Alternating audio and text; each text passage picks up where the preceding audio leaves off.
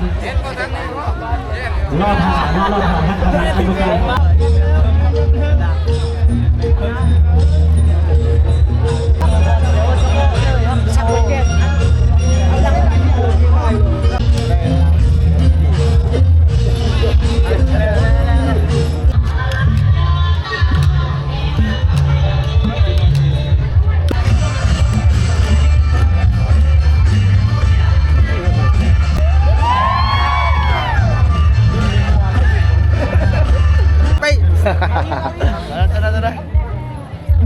เตะมักชิปบ่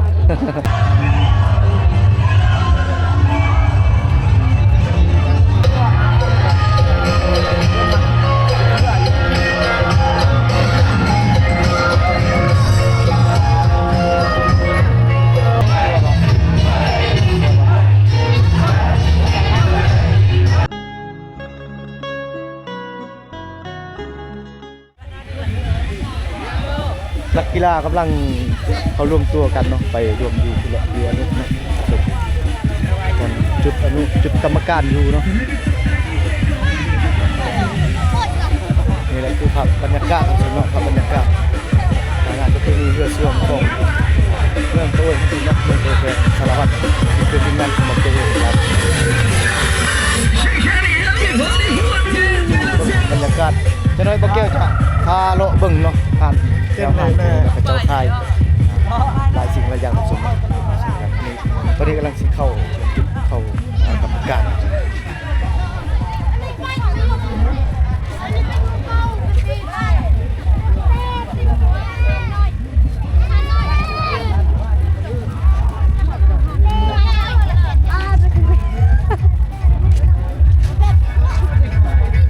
ตะลุงลาลาว FC โอ้โห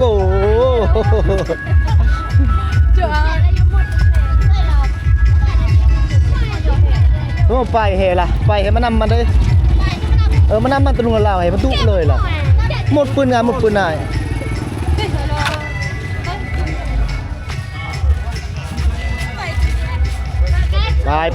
ไปโอ้ยอยู่ในกินน้ำส้มไหมเนาะหลายสิ่งหลายอย่างเลยเนาะ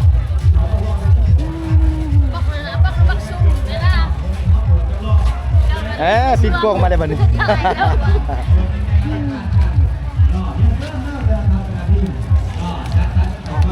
ลายแหงเลย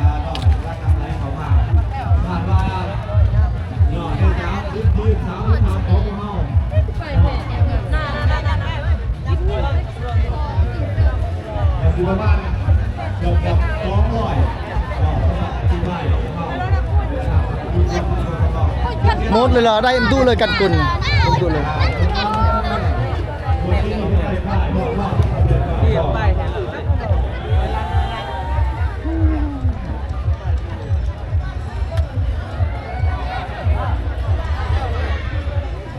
บรรยากาศในอนุจิตกรรมการสำหรับผู้แข่งขันก่อนเนาะสำหรับผู้แข่งขันนี่ผู้เปิดสนามผู้แข่งขันหมดเลยล่ะหน้าการศึกษาทีมทรายพบกับทีมบ้านผู้ประโยชน์ถ้าสันฝ่ายทีมขบเนี่ยจะน้ำใส่ไปตลอดในซุปปีนากับน้ำใส่ได้อีกน้ำใส่ได้อีกครูเอกเนี่ยไปเดินทางมาอันที่นักกีฬาเจ้าหน้าที่คนใจรอก่อนจะได้พวกเข้าไปได้แก้คัดแล้วตัวนี้เวลาปฏิบัติ3 มือเต็มๆวันนี้เป็นมือที่ว่าอากาศดีทั้งแสงแดดเหมือนกันขอเสื้อชมเสื้อนอกเป็นนายแขกอยู่ทั้งนอกครับเขามาสู่พิธีเพื่อท่านคณะกรรมการหรือว่าอดุลเป็นเด็กกาเกียมแล้ว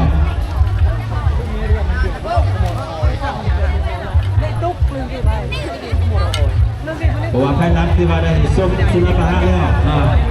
ส่งศิลปะแล้วเราเข้าไปจะได้เข้าสู่พิธีการแข่งขันเรือส่วนประจำปี2025นั่งย่อยโมยูทูบเบอร์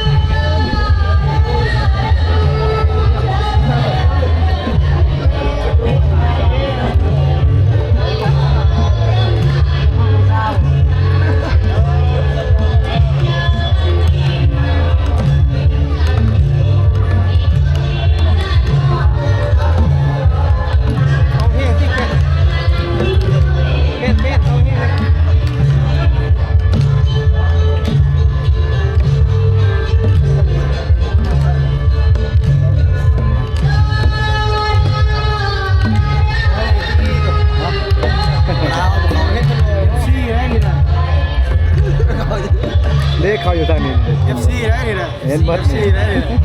มันบ่แจ้งมันส่งมาจากคุณ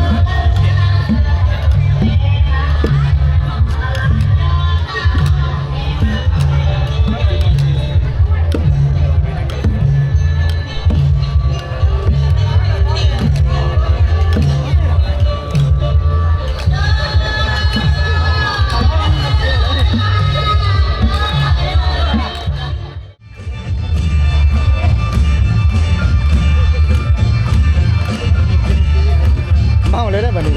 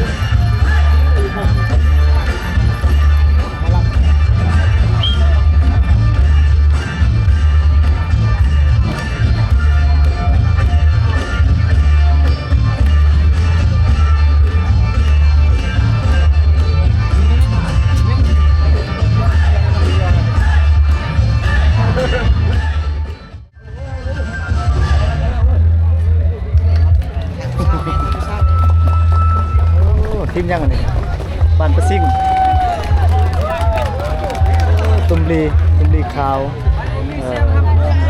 ได้จานคนอาทีมบ่นี่ทีม